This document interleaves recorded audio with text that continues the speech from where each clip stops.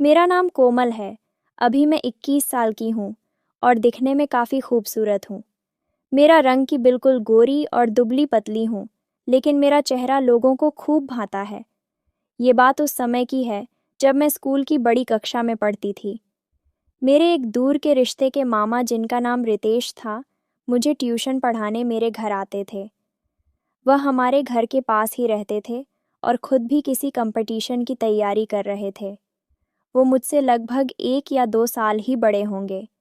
वो मेरे कमरे में दरवाज़ा बंद करके मुझे पढ़ते थे, ताकि बाहर की आवाज़ अंदर ना आए और कि डिस्टरबेंस ना हो।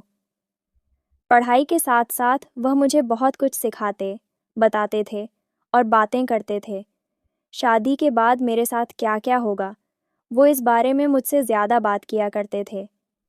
वो दिखने में लंबे हट्टे कट्टे और बेहद हैंडसम थे। उनका चौड़ा सीना उन्हें और भी हैंडसम बनाता था और मुझे वह बहुत अच्छे लगते थे। वह मुझे पढ़ाने रात 8 बजे आते थे, क्योंकि उनका घर पास में था। वह आम तौर पर लोवर और टी शर्ट में आते थे और मैं भी घर में हल्के ढीले कपड़े पहनती थी।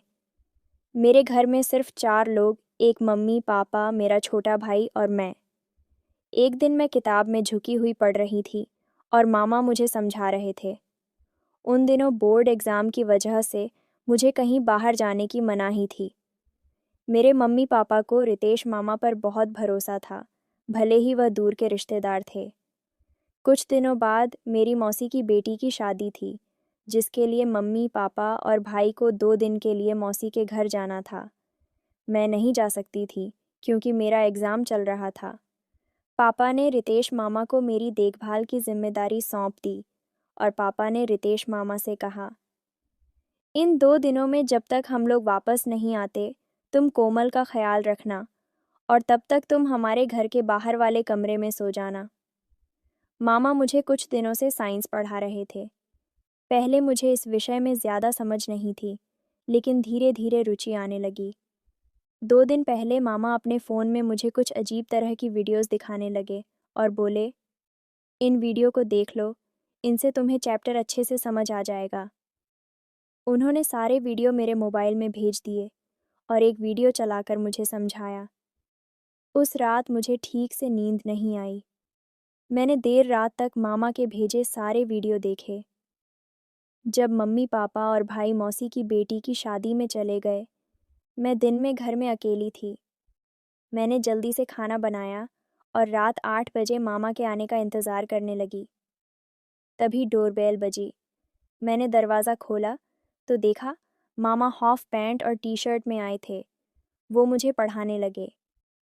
पढ़ाई ख़त्म होने के बाद हमने साथ में खाना खाया। फिर मैंने कपड़े बदले और शॉर्ट्स के साथ टॉप पहन लिया। रात में खाना खाने के बाद मामा और मैं रूम में वापस आ गए। मैंने शॉर्ट्स और टॉप पहना हुआ था और मामा अपनी हाफ पैंट और टी शर्ट में थे। खाना खाने के बाद माहौल थोड़ा हल्का हो गया था और हम दोनों बातें करने लगे। मामा ने पूछा, क्या तुमने वह वीडियो देखे जो मैंने भेजे थे? मैंने हाँ में सिर हिलाया और बताया कि मैंने सारे वीडियो देख लिए, लेकिन कुछ हिस्से अभी भी समझ नहीं आए। मामा ने मुस्कुराते हुए कहा, चलो फिर से एक वीडियो देखते हैं, मैं तुम्हें समझा दूंगा।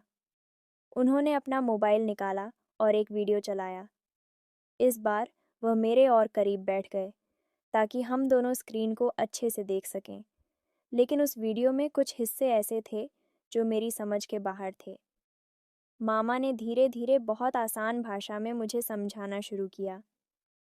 उनकी आवाज़ शांत थी और वह हर चीज़ को इतने ध्यान से समझाते थे कि मुझे लगने लगा कि साइंस इतना मुश्किल भी नहीं है। पढ़ाई के बीच में मामा ने अचानक बात बदली और पूछा, तुम्हें और क्या क्या पसंद है? सिर्फ पढ़ाई ही करती हो या कुछ और भी? मैं थोड़ा हंसी और बोली, बस पढ़ाई और थोड़ा बहुत टीवी देख लेती हूँ। आप बताइए, आप तो कंपटीशन की तैयारी करते हैं, आपको टाइम कैसे मिलता है?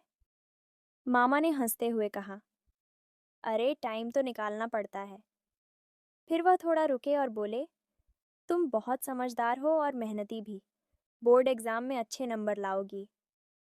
मैंने कहा, इसे अच्छे से समझने के लिए मुझे प्रैक्टिकल भी करना पड़ेगा। मामा मेरा इशारा समझ गए। उस रात मेरे उस बड़े से घर में सिर्फ हम 2 लोग ही थे। फिर क्या था? उस रात मामा ने मुझे वो अनुभव दिया जो मुझे पहले कभी नहीं मिला था। मुझे बहुत मज़ा आया। अगर आप डिटेल में सुनना चाहते हैं कि हमने कैसे क्या क्या किया, तो कमेंट में पार्ट 2 लिख दीजिए, जिसके बाद आने वाले वीडियो में मैं आगे की कहानी पूरे विस्तार से बताऊंगी। तो आने वाली वीडियो देखने के लिए इस वीडियो को लाइक करके इस अन्नू स्टोरी चैनल को सब्सक्राइब कर लीजिए। मिलते हैं नेक्स्ट